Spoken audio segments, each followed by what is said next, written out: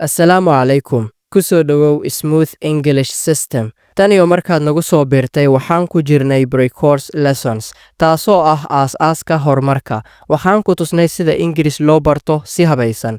Waxaad samaynayso, waxaad iska ilaalinayso, sida loo dejiyo ujeedooyin iyo muhiimadda daily routine-ka.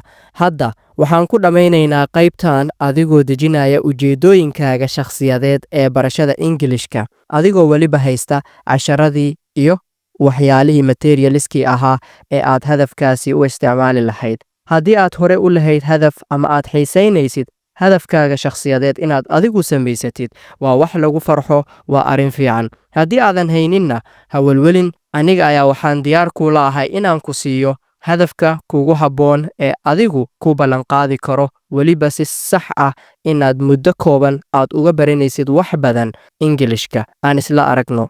Okay, markaan soo furano marka wajahaada hore waxay u ekaan kartaa sida taan arkaysid.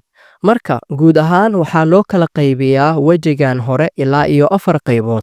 Qaybta koowaad waa tasks halka ay ku qoran tahay, waana halkii hawlaha aad rabto inaad qabato aad dhigan lahayd, aad ku qoran lahayd. Ha noqdaan 2 hawlood, ha noqdaan 5 hawlood ilaa iyo 6 hawlood, adigay kugu xiran tahay. Waxyaalaha aad u baahan tahay inaad qoratid ama aad qabatid, ha ahaadaan caadooyin ama shaqooyin, waxaad ku qoranaysaa qaybta taskiga. Okay? Taskiga waxaa ku soo xigo qaybta weekiska ama asbuucyada. Hawshan adigu aad qabanaysid imisa week ama imisa asbuuc ayaad rabtaa inaad joogtayso, aad qabato, aad la socoto. Then qaanad walba markaad hawshaas qabato waxaad saaraysaa sax. Marka waxay noogu qoran ilaa iyo 31 bisha, waxaa loogu talagalay marka bille in bil walba aad la socoto waxyaalaha aad qabanaysid, inta maalin aadan qaban, inta maalin aad qabatay iyo wixii la mid ah. Qaybta saddexaad ee noogu soo xigta waxaan dhahnaa score. Score waa meesha aad ku qoranaysid wixii aad soo qabatay marka ay bishu dhammaato, halkii aad natiijada aad ku qori lahayd. Tusaale, waxyaalihii aad qaban lahayd ama waxyaalihii aad qabatay halkan ayaad ku qoranaysaa ama aad rajaynaysay inaad qabato. Okay? Marka halkan aad ku qoratid ayaa waxaad ku xijinaysaa qaybta kale inaad ku qoratid scoreka, wixii aad saxday iyo wixii aad qaladay intuba.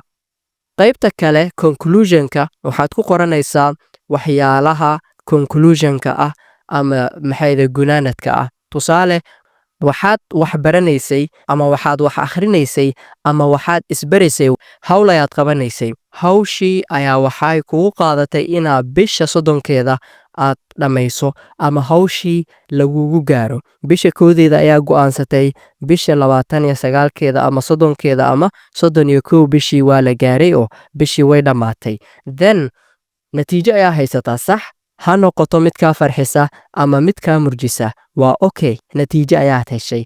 Markaad natiijadaas heshid ayaa waxaa la rabaa inaad ula hadasho noloshaada si caadi ah, nadiif ah, kalsooni leh, adigoo ka hadlaya qalbigaada. Ayaa waxaa la rabaa in aad ku qorto qaybtan waxa aad markaas dareemaysid, ha ahaadaan guulo.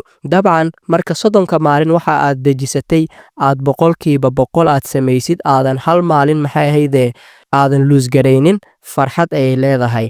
Haddii aad go'aansato maalmo ay kaa fafakadaan ayna maxay ahaydee maalmo qaarna aad samaysid, waa arrin farxad leh. Laakiin guud ahaan conclusionka muhiimadiisa waxay tahay in adigu noloshaada aad ka hadashid, adigu aad isla hadashid, aad qoraal samaysid si bisha kale aad u soo xasuusatid ama aad wax uga bedeshid. Okay, waxaan filayaa marka in maxay ahaydee guud ahaan sharaxaada la fahmay. Waxaan rabaa inaan samaysto ilaa iyo 4 hadaf oo uu uga horeeyo ama hadafka koowaad uu yahay maxay ahaydee class attendance. So class attendance waa inaad kalaaska soo xaadirtaa, xiisada aad dhegaysataa ilaa iyo kalaaska uu ka dhammaanayo, casharka si fiican u dhuuxdaa. Okay, kaasi ayuu wuxuu noqonayaa hadafka koowaad. Hadafka koowaad marka aad dhammaysato kadib ayaa wuxuu noqonayaa hadafkaaga labaad, writing the lesson. Casharka inaad qoratid marka ay xiisada dhammaato, casharkii aad fahanto kalaaska laga tago waa inaad casharkaadii si degan u qorataa. Haddii su'aalo laga rabayna aad ka jawaabtaa. Mararka qaar casharada su'aalo iyo waxay isugu jiraan jawaabo, mararka qaarna waa cashar caadi ah. Marka casharada waa inaad qortaa xiisada kadib. Marka casharada aad dhammaysatid ee casharadaada aad qoratid ayaad waxaad u gudbaysaa maxay ahayd hadafka saddexaad ee ah listen 5 repetition daily. Tusaale habeen ayay ahayd casharkii waad qaadatay maalin dambe ayaa leedahay waxaa lagaaga rabaa marka maalintii inaad dhegaysato casharkaas 5 mar. Right, listen 5 repetition daily. 5 mar ayaad ku calinaysaa casharkaas inaad dhegaysato ama codkiisa 5 mar ayaad dhegaysanaysaa. Repetition waa ku celcelin, okay? Listen 5 times 5 mar ayaad dhegaysanaysaa casharka adigoo waliba ku celcelinaya. Midda kale afaraad ee ugu dambeeya waxaa waaye read 5 times a day. Maalintii casharka 5 mar ayaad dhegaysatay sax, haddana waa inaad 5 mar aad akhridaa adigoo waliba ku celcelinayo. Waad soo bilaabaysaa waad dhamaynaysaa, waad soo bilaabaysaa waad dhamaynaysaa. 5 mar ayaad tirsanaysaa. So 5 marna waa akhrinaysaa, 5 marna waa dhegaysanaysaa codka. Kalaaska waad soo xaadiraysaa, casharadana sidoodii ayaad u qoraysaa. Waa halkaas afarta maxay ahayd hadaf ee ugu horeeya ee aad u baahan tahay inaad focuska saartid aysan ka kala dhantaalin. Markaas sidan kugu qoran tahay marka aanu imaano qaybta asbuucyada. Tusaale maalinta koowaad waa samaysay sax ayaa saaraysaa 2 3 4 5 6 7 8 9 10 ilaa iyo 30 laga gaarayo sax ayaa saaraysaa haddii aad samayso. Intii aadan samayninna qalad ayaa saaraysaa, okay? Waa qaldaysaa. midii aad saxday waa saxday, midii aad qaladayna istilaab ayaa saaraysaa oo calaamadaas istilaabka ayaa u adeegsanaysaa. Then marka uu sidan kugu dhamaato bishii aad wax samaysid, waxyaalo qaar aad samaysid qaarna ay kugu adkaadaan, waa soo laabanaysaa qaybta waxaa imaanaysaa iskoorka. Iskoorkii marka waxaa soo dejisanaysaa 5tii hadaf aad samaysay ayaa qaybta iskoorka meesha maxay ahayd xariimahan ku dul qoranaysaa. Marka iskoorka qaybtiisa aad maxay ahayd hadaftaadii aad ku qoratid ee 5 ahay waxaa soo xisaabinaysaa inta maalin aad saxday. Waxaad ku qoraysaa qaanadan oo waxyaalaha calaamada saxda ay maxay ahayd dul taalo. Tusaale waxaa saxday 18 maalin ayaa maxay ahayd wax qabatay. 18kii maalin halkaas ayaad ku qoraysaa, okay? Marka 18 maalin halkaas aad ku qortid, haddana dhinacan ayaa imaanaysaa oo qaladka. Waxaad qaladay 12 maalin ama 13 maalin ama 13 maalin ama 12 maalin ayaa waxaa waa activity-dii aadan samaynin. Halkan qaladka ayaad ku qoraysaa. Markaad intaan samayso marka dareenkaaga si ayuu ahaanayaa.